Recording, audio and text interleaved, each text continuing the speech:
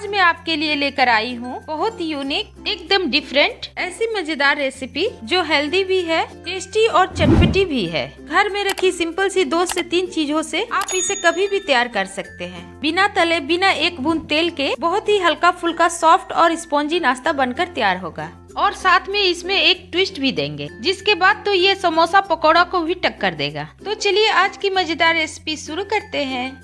Hello friends, मैं हूँ आरती और स्वागत है आपका कुकिंग रिलेशन में।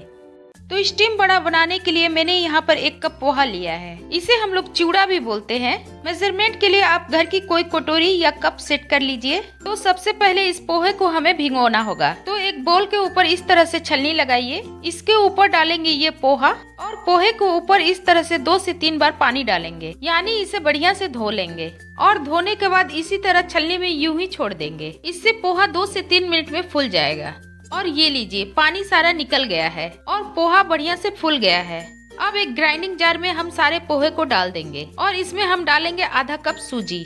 तो जिस कप या कटोरी से पोहा लेंगे उसी से आधा कप सूजी ले ले। सूजी इसको बहुत बढ़िया टेस्ट देगी और बाइंडिंग का काम करेगी। और आधा कप डालेंगे ताजा दही, बहुत ज्यादा नहीं, सिर्फ आधा कप। अब यहाँ पर मैंने दही का इस्तेमाल किया है। अगर आप दही नहीं खाते हैं तो सिंपल आप थोड़ा सा पानी डालें और थोड़ा सा नींबू का रस, तो उस तरह से भी आप इसे बना सकते हैं। अब इसमें डालेंगे कड़ी पत्ता यानी मीठा नीम, साथ में यहाँ पर डालेंगे स्वाद के अनुसार नमक। अब यहाँ पर सभी चीजों को हमें कोर्स पीसना है, यानी कि दरदरा पीसना है।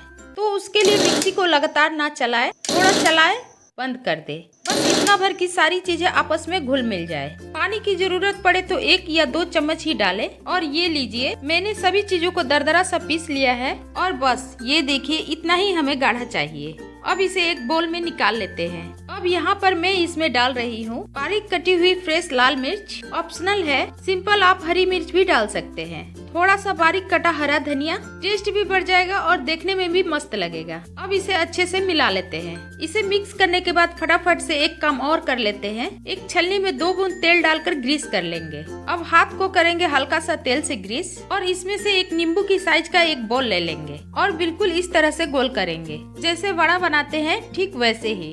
अब हल्का सा चेप्टा भी कर लेंगे। अब एक फिंगर से इसमें होल करेंगे। आप इस बड़े को जैसा चाहे छोटा या बड़ा बना सकते हैं। तो इस तरह से बना करके जो हमने छलनी तैयार किया है तेल लगाकर, उसमें इस तरह से लगाते जाएंगे। एक और बनाकर दिखाती हूँ। इसमें से लेंगे नींबू की साइज का बॉल और हल्का सा करेंगे प्रेस। अब आप चाहे तो फिंगर से या आप कोई पेंसिल को पोंछ कर हल्का सा चिकना कर ले और पेंसिल की मदद से इस तरह से होल बना ले।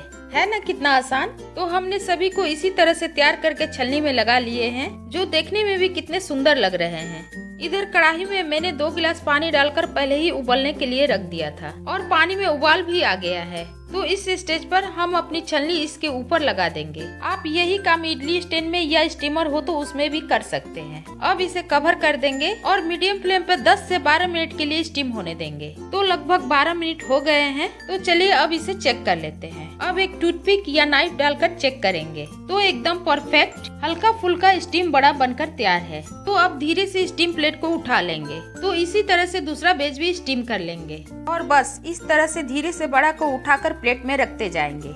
ये देखिए कितने सॉफ्ट लग रहे हैं। अब आपकी चॉइस है, इसको इसी तरह से किसी चटनी, सॉस या चाट मसाला डालकर एंजॉय कर सकते हैं। या तो एक और तरीका है जिससे कि इसका स्वाद 100 गुना बढ़ जाएगा। मतलब एक सिंपल हेल्दी नाश्ता भी इतना चटपटा मजेदार बन सकता है, आपको यकीन नहीं होगा। तो उसके लिए कढ़ाई में 1 चम्मच तेल डालकर गरम कर लेंगे और तेल गरम होते ही इसमें आधी छोटी चम्मच जीरा और आधी छोटी चम्मच सरसों डालकर तड़कने देंगे। और इसे तड़कते ही हम इसमें डालेंगे 1 छोटी चम्मच बारीक कटा हुआ लहसुन और मीडियम फ्लेम पर इसे भी कर लेंगे। बारीक कटी हुई 2 से 3 हरी मिर्च भी डाल देंगे। अब इसमें डालेंगे बारीक कटी हुई 1 पीस प्याज। प्याज लहसुन आपकी चॉइस है, अगर आप नहीं खाते हैं तो स्किप भी कर सकते हैं। अब इसे भी भून लेंगे। इसे बहुत ज्यादा लाल होने तक नहीं भूनेंगे। अब इसमें डालेंगे चॉप किया हुआ 2 मीडियम साइज के टमाटर।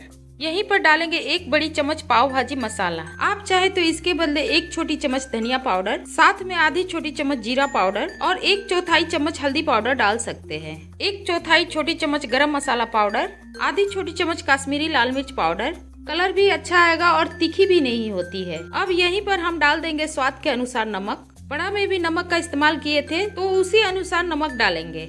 अब इसे अच्छी तरह से मिला देंगे। हम यहाँ पर 2 से 3 हरी मिर्च भी स्लाइड किया हुआ डाल देंगे। अब इसे कवर करके 2 से 3 मिनट के लिए लो फ्लेम पर पकने देंगे, जिससे कि सभी चीजें अच्छी तरह से सॉफ्ट हो जाए और मसाला भी पक जाए। तो 3 मिनट हो चुके हैं, सभी चीजें अच्छी तरह से सॉफ्ट हो चुकी है। अब गैस को ऑफ कर देंगे, जिससे कि जो हीट है वो कम हो सके। अब इसमें हम डालेंगे 2 से 3 चम्मच फेंटी हुई दही। अब गैस को ऑन कर देंगे और मीडियम फ्लेम पर थोड़ा देर चलाकर मिला देंगे।